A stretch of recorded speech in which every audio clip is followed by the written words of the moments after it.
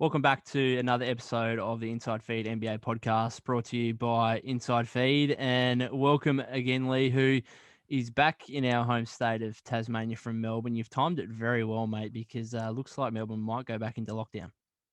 It is a weird coincidence. Every time I leave a state, it seems to get worse. So I'm starting to think You're I'm the getting good very luck lucky. charm. I think it's really weird how this has worked. How are you though, mate? Always happy to discuss wrestling with you of a Tuesday Yeah, night, Wednesday night.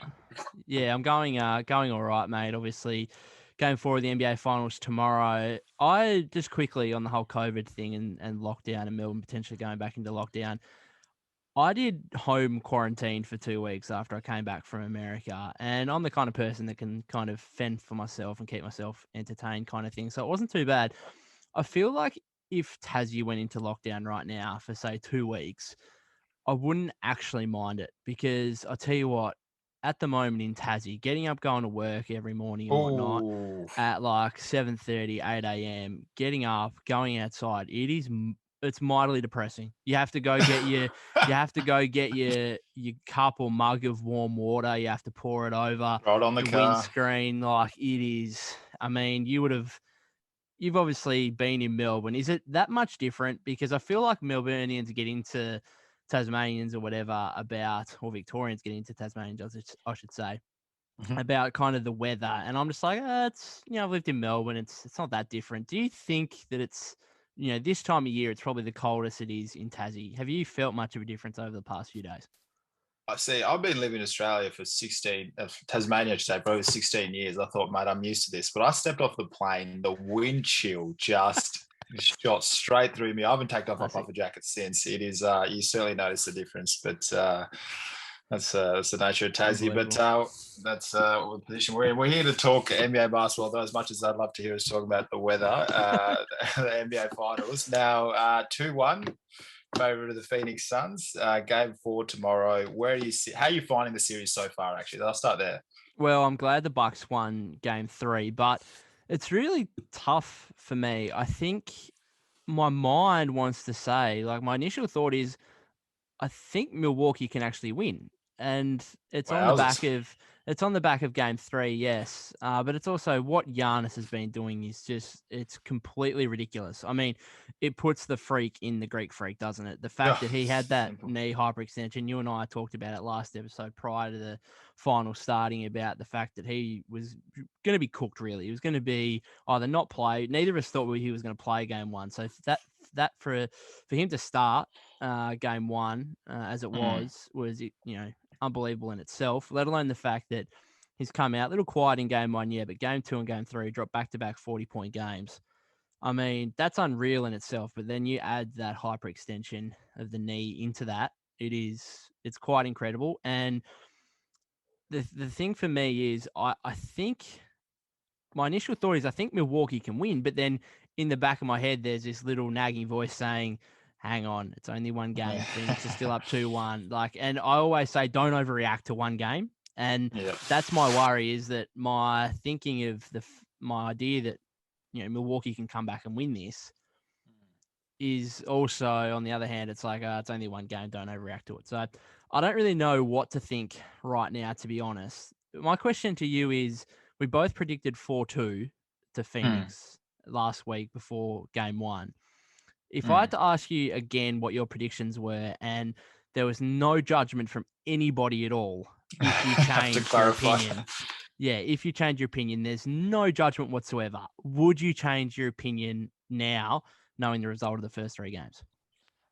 First of all, before I answer, I understand where you're coming from. Recency bias, it's hard as NBA fans. I Yeah. mean, we've got access to the games 24/7, everything's detailed and videos, but I will not be changing I've had no hot takes lately from me, which is a bit odd, but I'm going to stick to the 6 series. I think Phoenix Suns certainly have the edge, but I think I need to reiterate just how impressive Giannis is. Now, we talked about that hyperextension injury.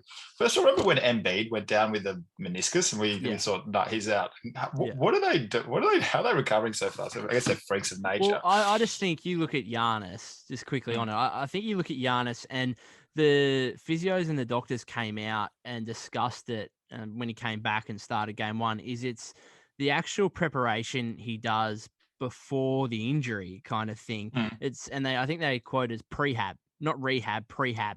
And so you look at the amount of work he puts into his body, even, without any injuries. And I think that just holds him in great stead for an injury, to recover from an injury like this. And if you look at, that makes sense. Yeah. if you look at a Giannis versus an Embiid, for example, I mean, who do we say is in better physical condition, just generally? Well, Giannis, because Embiid's lazy and he's That's a bit harsh. That's where all his criticisms have come from over the years. He has come into some seasons. Well, whatever you want to say, if you compare the two, Giannis is definitely known as this absolute elite athlete, and you look at his body from a physical makeup at the start of his NBA career to now, it's ridiculous the amount of bulk he's put on and whatnot. So I just think the fact that he's come back like this is amazing, but it's also obviously down to the way he just looks after his body in general, even without any injuries. Well, that actually makes sense, man. LeBron James I think the story was he spends over $1 million or so over the course of a season just on his body. But Giannis, I think, just the respect as an NBA fan I have for what you just mentioned, obviously the work that he puts in, his work ethic. And I think Game 3 was Giannis at his best. So I think when he's like that prime age is 27 to 33 for most sports, actually. Yeah. But I think Giannis, between that age, will be doing what he did in Game 3. I thought he was showing every single aspect of his skill set, the aggression, getting to the free throw line, and he's almost like growing as a leader. And this is another series where he's been down 0-2. And he's showing how he can fight back. He was scheduled to almost miss the entire series, but here he is fighting back with his team and being a true leader. And I think it's a point you brought up a few episodes ago that I thought was really good. You were applauding Paul George for his almost mental toughness to keep going to the free throw line. You were applauding, and I think Giannis, that's where I'm most impressed with him, is his mental or just toughness in general. We're talking about this injury, just how much he's fighting back, but also the resolve to keep going in this. He's a poor free throw shooter, but still getting to the line as much as possible. Who knows the world of pain he's in? An athletic bloke like that who has a knee injury, still going. Listen to the averages. So he hyperextended his knee like a week and a bit ago. He's averaging 34 points, 14 rebounds, 4.7 assists, 62% shooting, and who's been his best help so far? I guess Drew Holiday, and they had help, but no one. Simple as that. And I think I was listening to, I can't remember who was speaking on TV, but they said we're so quick to discuss, I guess, just how a player just can't do something. So Giannis is criticism, so he can't shoot, he can't hit free throws and everything, but he's still winning, he's still here. Yeah, he's still getting the job done, and we're victims of it. I mean, we can see their game 24/7, so we can criticize them, but shouldn't we really matter as just fans the fact that he wins? He's not going to be Steph Curry shooting. He's not LeBron. He's just Giannis that is winning, and that's all it is. That's a bit of a tangent, but I'm factual over Giannis at the moment. It's actually like historic stuff for watching and being a witness of. So I think we should just appreciate it. Do you think you should apologise potentially? Because in fact, both of us would probably apologise because we've said that we haven't been able to trust him come playoff time. We've said that repeatedly throughout these podcasts this season. I would like to put down, in fact, I don't think it deserves an apology. It's just more of an acknowledgement that, hey, he's now pushed past that. He's developed as a player.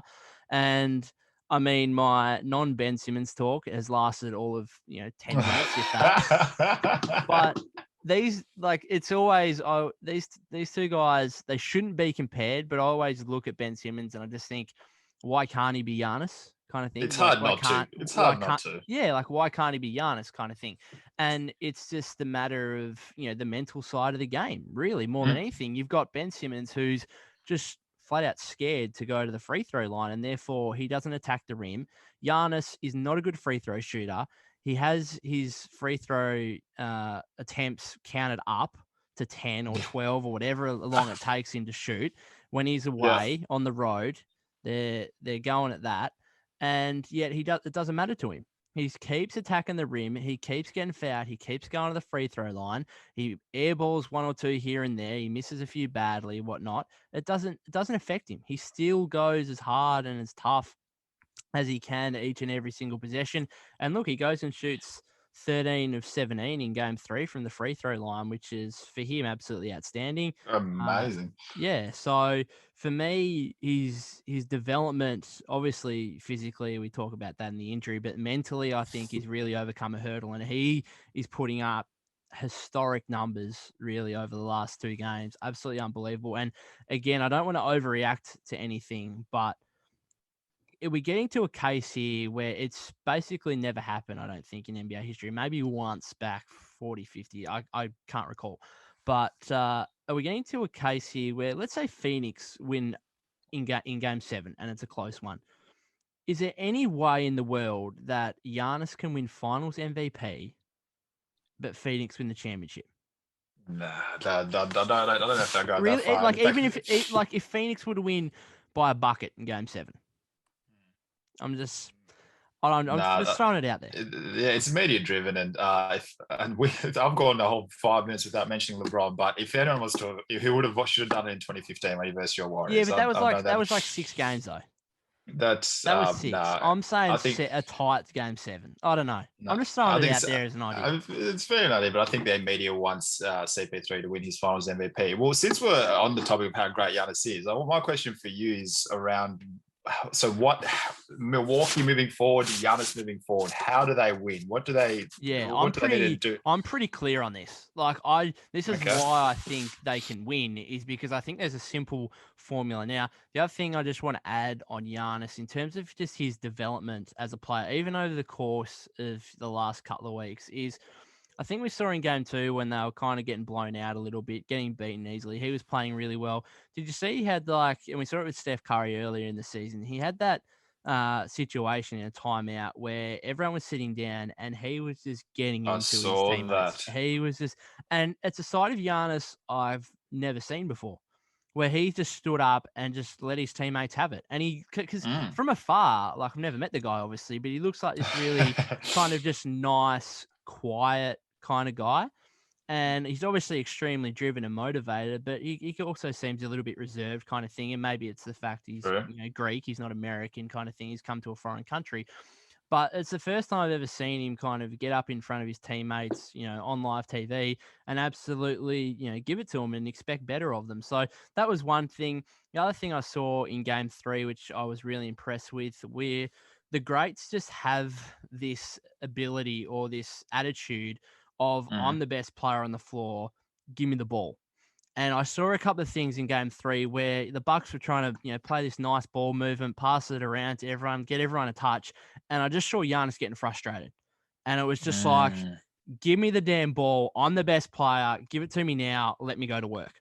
And I love that because all the best players, and not the best players, like the greats of the game, have that attitude. Well Kobe, MJ, LeBron's a bit different because he's a pass-first player, maybe. But even then, like, he's orchestrating the offense kind of thing. It's like, everyone get out of the way, give me the ball, let me score. And that's what I saw. And when it didn't, like, when he wasn't getting the ball for a couple of possessions, like, he was getting frustrated. So just those couple of attitudinal things I really like. But on to your question of how do they win?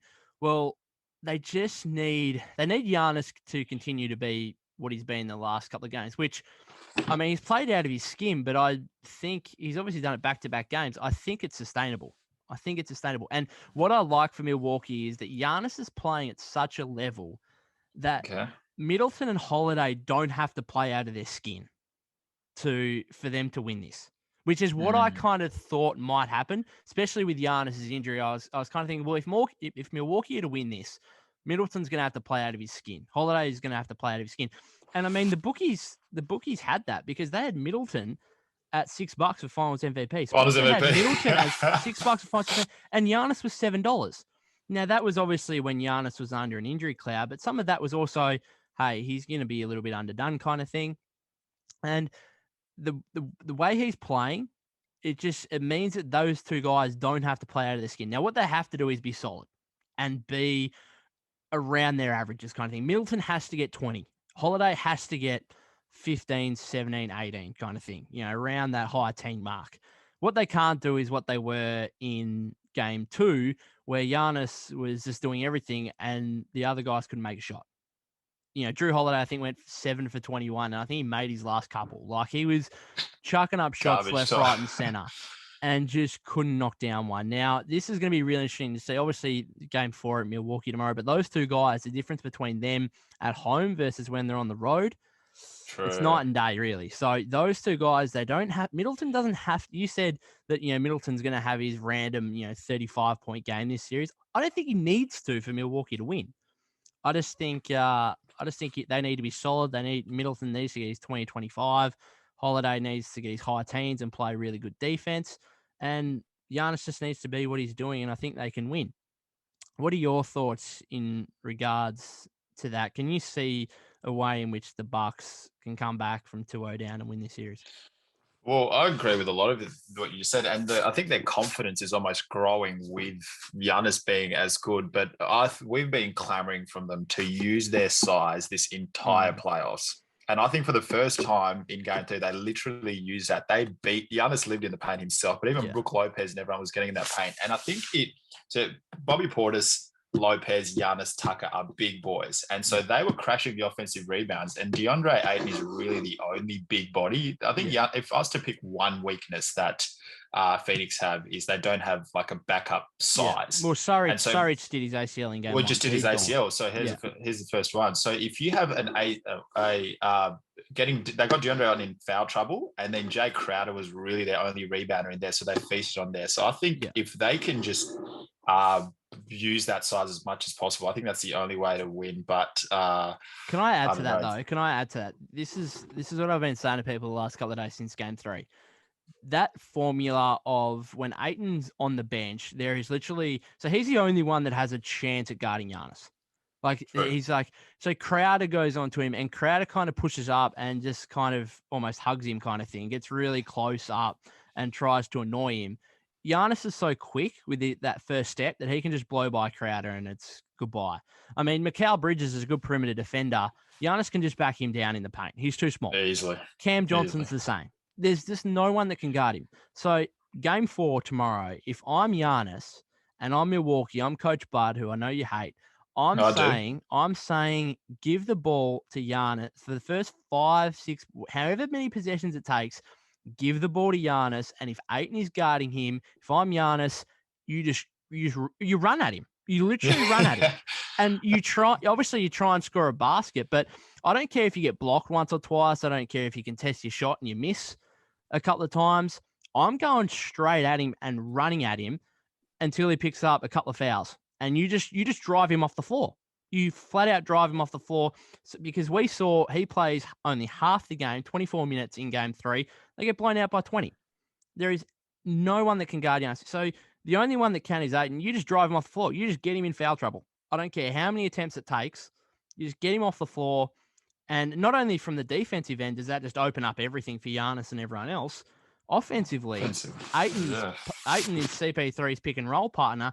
That is a lot of their offense right there.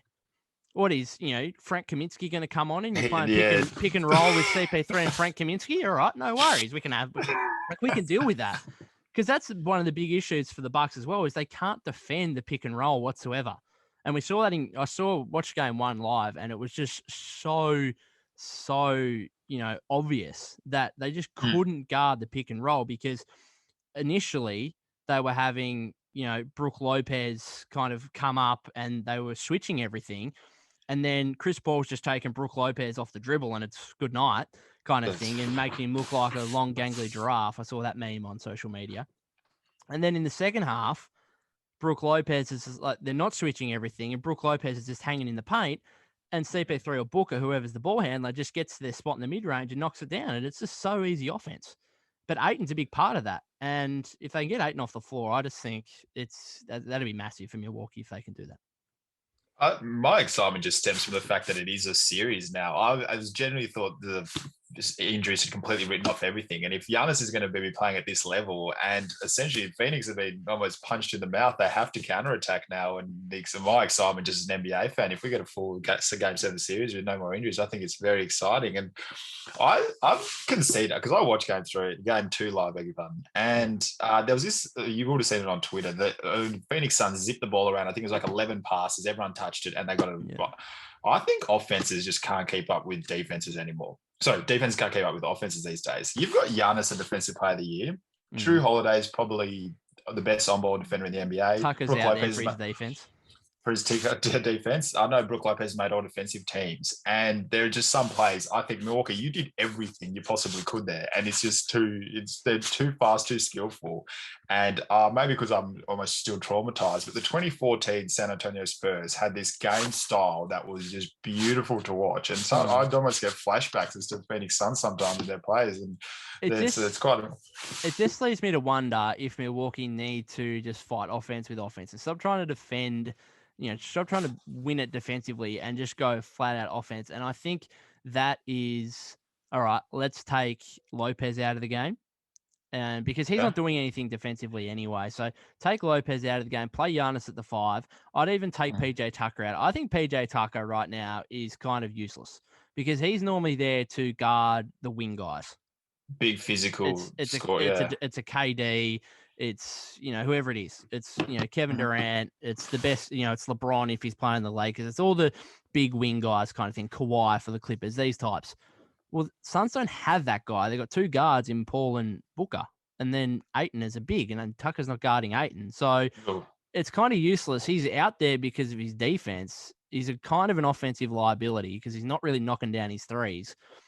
And if he doesn't have a clear matchup on defense, and all he's doing is guarding like Crowder or Mikal Bridges or whatever, like I just think it's useless him being out there. So do they go Giannis at the 5 and then really play small ball and go like Holiday, Middleton, Pat Connaughton? I think Pat Connaughton played like 35 minutes in Game 3. I think they need to continue with that. I think he's solid enough defensively and he can knock down a shot. I like him. Hell, maybe like Bryn Forbes as well. And just chuck like Bobby Portis.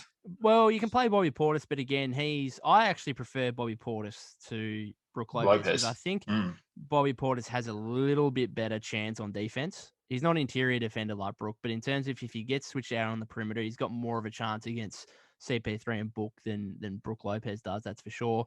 He's also probably more of an offensive threat as well. So, yeah, you could chuck Bobby Portis in there if you like.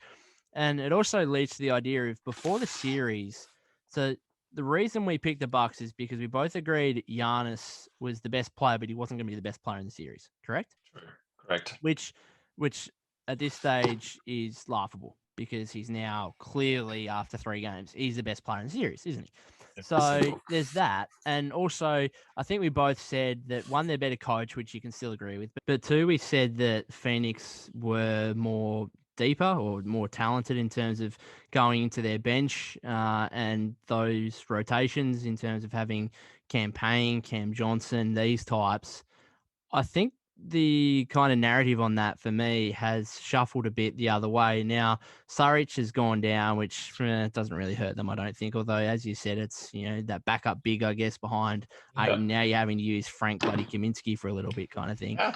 But, I mean, if you say Cam Johnson, Cam Payne, like Torrey Craig, those kind of types, Frank Kaminsky, and put them up against Pat Connaughton, Bobby Portis, Bryn Forbes.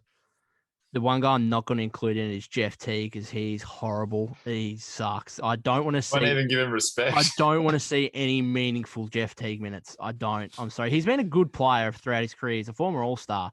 That's fantastic. Congratulations. But I don't want to see him playing meaningful minutes. It makes me want to vomit. But if you look at the other 3, like Portis, Connaughton, and Bryn Forbes, I think they've almost got Cam Johnson, Cam Payne, Torrey Craig kind of covered, or at least 50-50, which I think going into the series, maybe we just looked in too much at Cam Payne's 27-point outing in Game 2 of the Western Conference Finals. I mean, Cam Johnson has been really good. He had a little patch there in the 3rd quarter where the Suns brought it back to 4-point deficit in Game 3 there, where he probably had the best 5 minutes of his life, hit a couple of threes, absolutely destroyed PJ Tucker, committed murder on live TV. That was one of the greatest Oh my goodness. I've never seen murder be committed on live TV in front of billions of people before until then. That was absolutely incredible. But apart from that little stretch, I mean, he's probably the best player of the two teams coming off the bench. But outside of that, I kind of like Connaughton and Portis playing 30 minutes a game if need be. So I think that narrative's changed a bit. Yeah, I've still got Phoenix winning because I think they are deeper in the way of, I guess, multiple facets of their game. So they can play a little bit faster. They can slow it down, letting Booker go to work in the mid range. They can dump it down to DeAndre Ayton in the post. They've got the wing players there. And I think if the longer a series goes on, I think maturity time in the NBA really shows. A big criticism of young teams, particularly in the playoffs, is when they do get to game 6 and 7s, they haven't been there before. They don't have the old heads around them who can sort of temper. And I think if it goes into the 6 and 7s of the game 6 and 7 of this series, you've got Monty Williams, first of all, who's also a great NBA coach, but then having Chris Paul on the floor as the second coach, and you know how I feel about Bud. So yeah, that's a funny, interesting one, isn't it? Because they've got the better coach, they've got the most experienced player on the floor, but around Chris Paul, they've got plenty of inexperience. This is everyone else's first time to the playoffs. Now I know they've obviously had 3 rounds of playoff experience so far, but you know Booker's young, Ayton's young, Bridges is young, Crowder's the other one, I guess, with experience. But Cam Johnson's young. Like, all these guys are young outside of CP3. So it's an interesting point. I just think, it's just who adjusts the best from here on out. And I think that's just as NBA fans, that's what's most exciting. You're going to see who can impose their sort of will and their game style onto this moving forward. Yeah, so. Well, I guess if we always talk about recency bias and we always try and hype up every game, but to me, game 4 is the biggest game. It is the biggest game because I'm not there yet to commit to Milwaukee will absolutely win this series, but I think if they win tomorrow, even though Phoenix got 2 of the last 3 games at home, if it does go to a game 7, if Milwaukee win tomorrow, I'm going there. I'm saying Milwaukee are winning the series. Wow, that is what I'm saying, is that if they come out and repeat game 3 and win game 4, then I'm taking them.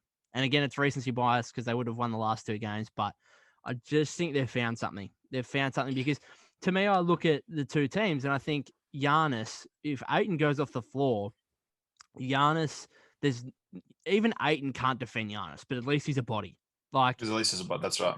So to me, Giannis is the biggest mismatch for any Phoenix Sun there is.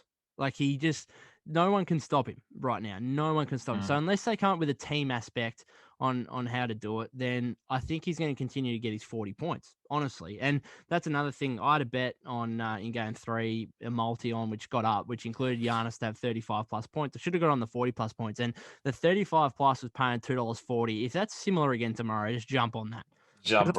I'm not sure how they're stopping him. I'm not sure how. And to me, I look at Phoenix and Chris Paul's great, and Devin Booker's great. But at least Drew Holiday's there as one of the better perimeter defenders in the NBA kind of thing.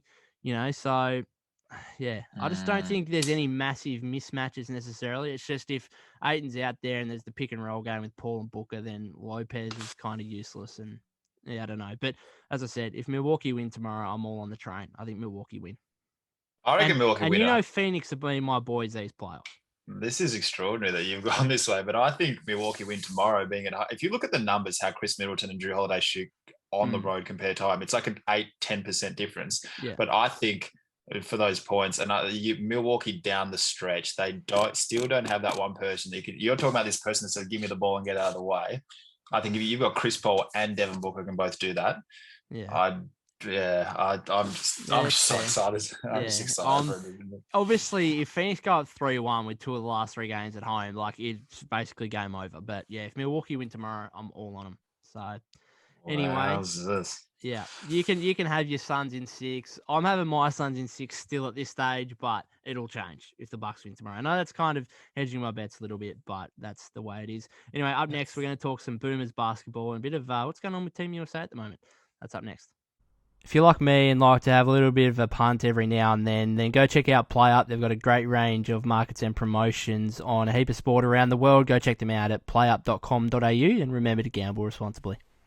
So we're just like discussing about our kind of Boomers takes and what we wanted to discuss and everything. And, you know, I kind of want to discuss how good they've been. They've won 3 games in a row, beating Argentina on a Patty Mills buzzer beater, beating the United States, obviously, and then blowing out Nigeria today. It's all great and whatever else, but Lee wants to talk about Ben freaking Simmons again. So let's just give it to me. Get out of the way, please. Here's the cover photo of our podcast, so we have no choice to. But we've been talking about mental toughness a lot of this episode, and is this not reflective of, I guess, his lack of mental toughness? I thought going to the Olympics, you said this last time, would be the best thing for him to reflect that mental toughness. And I think a team Australia, so the Boomers is built perfectly for him. A bunch of shooters, scrappy people. And I think he could almost play that Giannis style.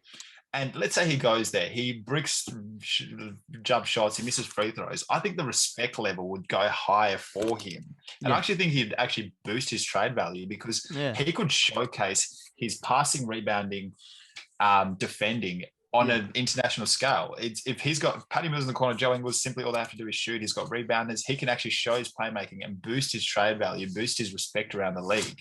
And I think it's actually come across almost weak. And I don't want to misjudge because obviously I don't want to make a joke about mental health, but I think, this could have been the best thing for his off season. And no, I think a lot of people think that. Yeah. So it's hard not to think. I mean, being the last one for these guys, it's just as if you live here in Australia, it's hard to watch. Yeah, well, it's kind of fun to watch because they're really playing well. I mean, today they really had no Patty Mills, no Joe Ingles, no Delhi, no Aaron Baines. Matisse Thybulle goes scoreless. And they play Nigeria, who defeated the United States of America, and they blow them out by 39 points with a genuine NBL team. Like, it was just a bunch of NBL guys blowing them out by 39. They shoot 62% from 3.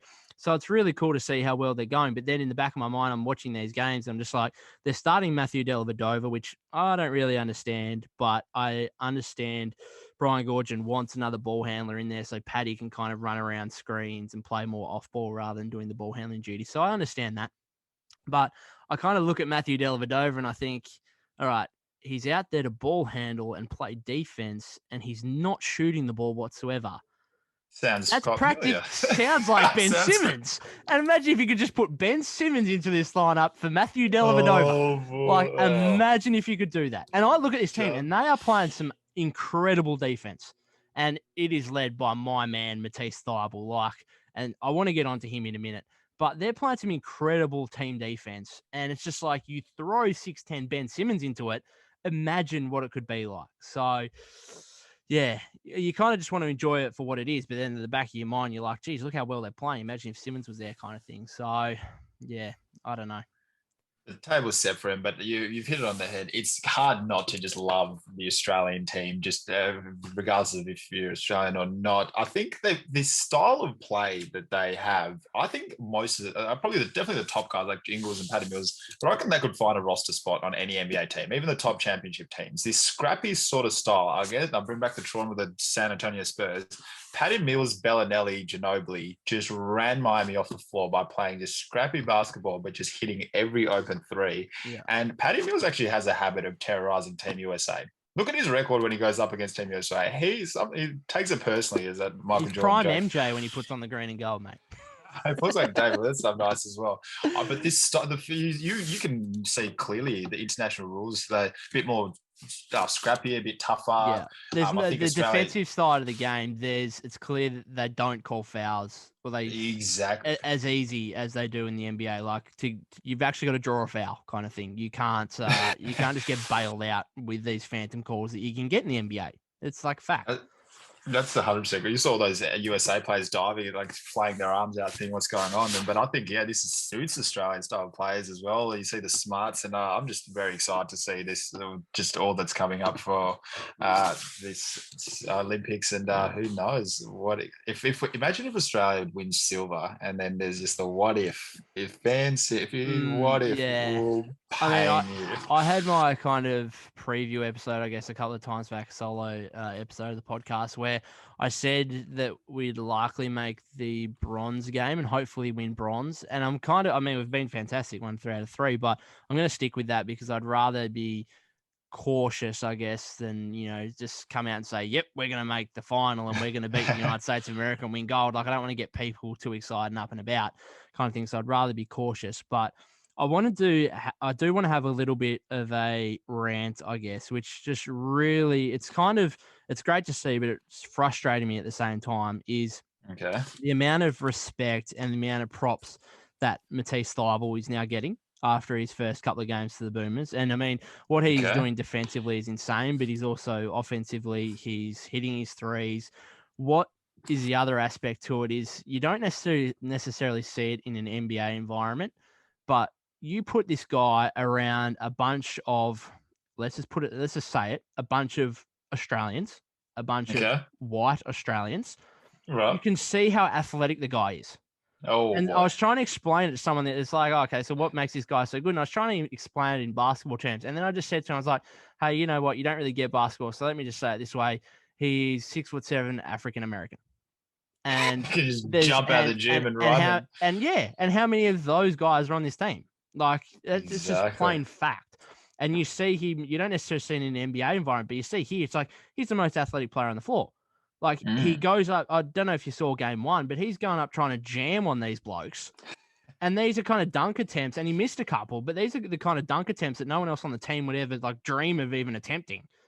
Right. And then obviously the athletic side of the game, leads to his defense, leads to transition buckets and getting run out, using that speed and quickness kind of thing. So he's been absolutely fantastic. But I just want to go back, and this will sound like I'm tooting my own horn here for a little bit, okay, but I'm actually not, kind of thing. I'm trying not to. I'm just kind of disappointed in the lack of respect that Australians gave Matisse Thybulle as soon as it was known that this guy could play for the Boomers. And I want to go back to, and I want to preface this by saying, in no way, shape, or form am I saying that I know more about basketball than the likes of Corey Homicide Williams, who's a fantastic commentator analyst in the NBL and obviously former player, and Andrew Gaze. He's a 5-time Olympian, for God's sake. I'm not stating that I know more about basketball than these guys, but I will state that there are certain things where I might actually know more than them about certain things. And so, for example, if I was to have a discussion with Andrew Gaze about the current makeup of the Golden State Warriors and roster spots 1 to 15, I'm fairly confident I would know more. Is that fair to say? I see where you're coming from. I know exactly what you mean. So when these guys, I've been saying it for months now, and I'm gonna go to a link, an article that I wrote back in early March here in a second. But in this particular situation, so basically I'll state here, these guys, so Corey Homicide Williams earlier in the year stated that Bryce Cotton, should he be eligible to play for Australia, should be in the Boomers national team ahead of Matisse Thybulle. If it came down to those two for the last spot, they'd take Bryce Cotton. Andrew Gaze said today on radio, on SEN, I think it was in Melbourne, that he apologised to Matisse Thybulle and said, I would have had Bryce Cotton over Matisse Thybulle prior to these two games. Okay, I'm sorry. If you're stating that after these two games, then what you're telling me, if you're stating that Bryce Cotton should have been in the team over Matisse Thybulle, and you're not going, and you're only, which sounds stupid now after these two games, but I'm sorry, I've been telling people for months. Now, no one listens to me, but if they had been, I've been telling people since the start of the year, this guy is an absolute jet. In terms of playing for Australia, he will be, should be starting. Now, he's coming off the bench at the moment, but he's playing starter minutes kind of thing. It's just the way that that's it. Yeah, I know the setup. Yeah. But he's basically, he's in him, Joe Ingles, Paddy Mills, the top three players. You can make an argument Thybulle's the best player on the team. Paddy's probably slightly ahead of him still at the moment, but is what it is. But if you're telling me that after these two games, oh, I'm sorry, Cotton, I got it wrong, that, I thought that Cotton should be in the team over Thybulle. Well, what you're telling me is that you actually haven't watched Thybulle play at all up until these last two games. Up to those games, and that's the thing. So I just want to go back to when Corey Homicide Williams made that comment and said Bryce Cotton should be in the team over Matisse Thybulle if it came down to those two. I mean, this guy, like, appreciate and respect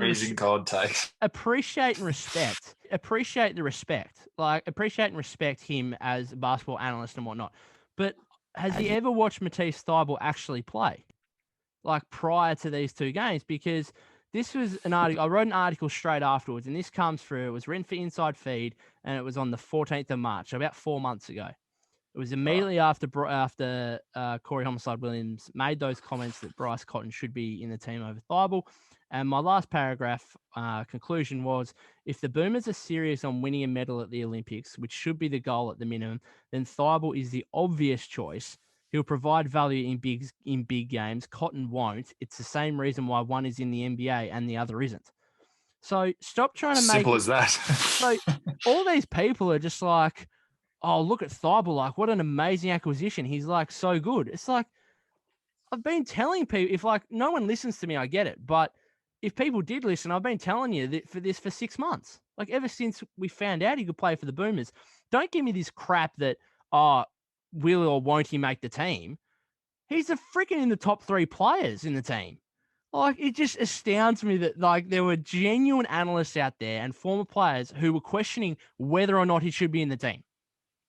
Don't question whether or not he should be in the team. Question whether or not he's the best freaking player in the team. Best player on the team. Just get him in and just do something. Like, so I'm absolutely happy for Matisse for all the props that he's getting now for these couple of games that he's played. Like, it's great. But if we're up to me, like, he should have been shown more respect earlier on, to be honest, because he was always going to come in and do this. This should be, it's a surprise to everyone for some reason. It's not, I'm sorry, it will sound like I'm tooting my own horn, but it's not a surprise to me. This is just it's who he is. And he's an NBA quality player. To put it into perspective, this guy was all NBA second team defense, playing 20 minutes a game. 20 minutes. It's his second season. Second season. That's it, yeah. 20. He's a week younger than me, right? He's a week younger than me. Yes. Yeah. Like, his second team all defense in his second season, playing 20 minutes a game. I'm telling people now. I'm not sure if he'll get the opportunity at Philadelphia, and he needs to continue his offensive side of the game to get to a level where he can be a starter in the NBA and he can play 30, 35 minutes a game. But I have no doubt that if he gets to a position offensively where he plays 35 minutes a game, I genuinely think he can be a defensive player of the year in the NBA. Like, I'm putting it out Jesus. there. And I'm very optimistic on him, and I love the guy. And maybe that is a bit of bias in there, but I just genuinely think if he gets his offense to a situation where the coach can put him in as a starter, whether it's in Philadelphia. For the 35, yeah. Yeah, and he can play 35 minutes a game. I think he's a defensive player of the year candidate at the very least. He can finish top 3. I mean, we're talking about a guy. I'm sorry to continue to reiterate it. Second team all defense, second season, 20 minutes a game. When you say it out loud, I wasn't aware of that article. So when you say it out loud, should we put, if you're a coach and you're just sitting in a room wondering, should I put a 20-year-old all defensive player in my team to make the Olympics? Is that a possibility? It sounds pretty he's like 23. And then, I mean, that's the other thing of it, isn't it? I mean, Cotton's a bit older. He's maybe a little bit more experienced in terms of, senior level basketball, but he's never been to the NBA kind of thing. Like, it just makes sense because 1, he's a better player, and 2, he could foreseeably play for the Boomers for the next 4 Olympics. And he's just going to get better. So I don't know. I'm sorry.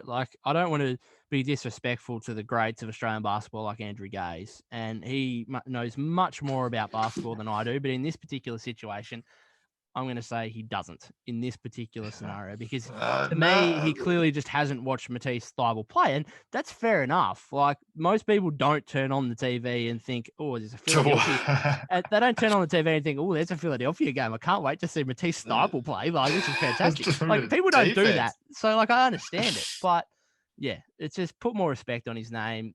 People finally are now. But if it were up to me, you should have got a lot more respect a long time ago. But, yeah, sorry, that was just me going off on a bit of a tangent. I hear what you're saying, mate, and I'm just excited for what we just talked about, boosting your value. Imagine what a great Olympic run can do for him moving forward. I mean, I didn't realize it's only second season. But probably one thing I want to get your take on is Team USA. When they were first constructed, actually, when you first saw the lineup, did you think, yep, guaranteed they're going to win a gold? Yeah, I said it the last couple, and I still they've been poor, but I wouldn't be panicking, to be honest. You're not panicking? I'm not panicking. No, they still win. Like, I just think that's going to happen. It's Max. I was listening to First Take's thoughts on it this morning. Max Kellerman had a great point, and I'm kind of going to paraphrase him a little bit, but use my own words, I guess. He basically said that this is a kind of situation where you're cobbling some guys together, and it's like a college game where you just got a bunch of one and done guys who this is like the first time they're playing together, kind of thing, against another college team who has got a bunch of like third or fourth years, kind of thing, and who have played together for 3 or 4 years. And in that situation, the less talented team can still win because they just have the greater chemistry. And you look at this American team, how many of the guys have actually played together at international level?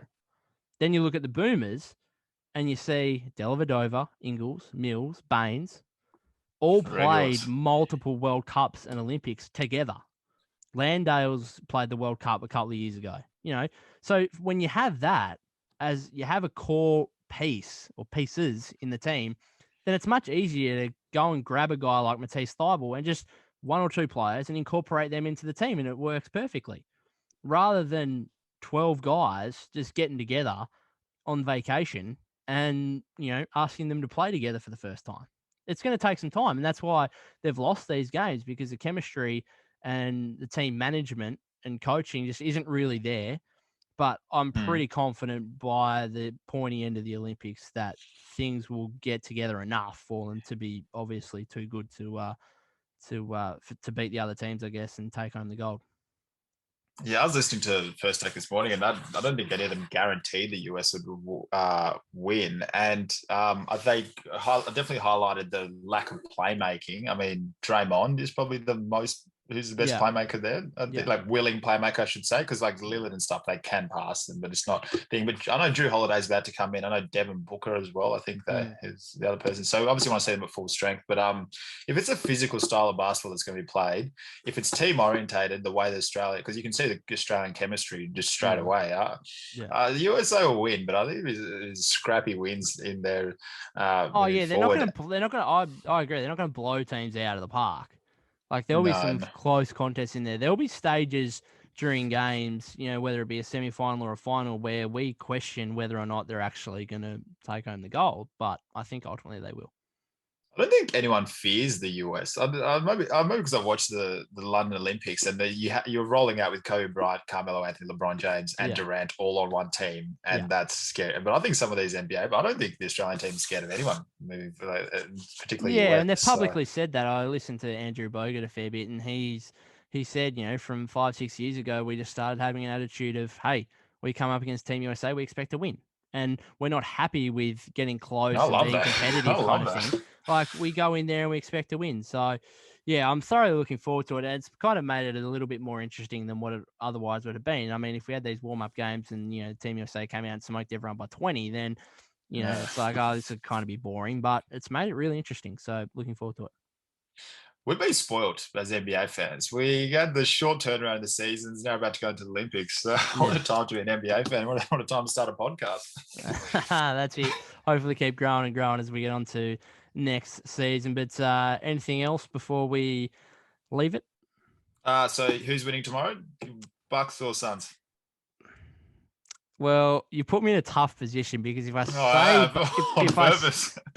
say Bucks, then I also say Bucks win the series. Bucks win the series. So, let's just go with that, eh? Let's just have a kind of hot take because you're having some kind of not cold takes, but just normal, regular takes, I guess. So let's have a hot take, and it'll be mine for one of the few occasions where I do something a bit weird and say something that's is a bit out of the ordinary. But let's just go with the Bucks. Bucks, same for me. I reckon Bucks at home, and then Suns to close them off in the last two. Wow. Right. Looking forward to it. Games on tomorrow. Just quickly, Giannis 325 still for Finals MVP. So if you think the Bucks are a sniff and can win, I'd jump on that. But other than that, thanks very much for listening to another episode of the Inside Feed NBA podcast. Remember to check out Inside Feed for all your latest sporting news and opinion. Cheers, guys.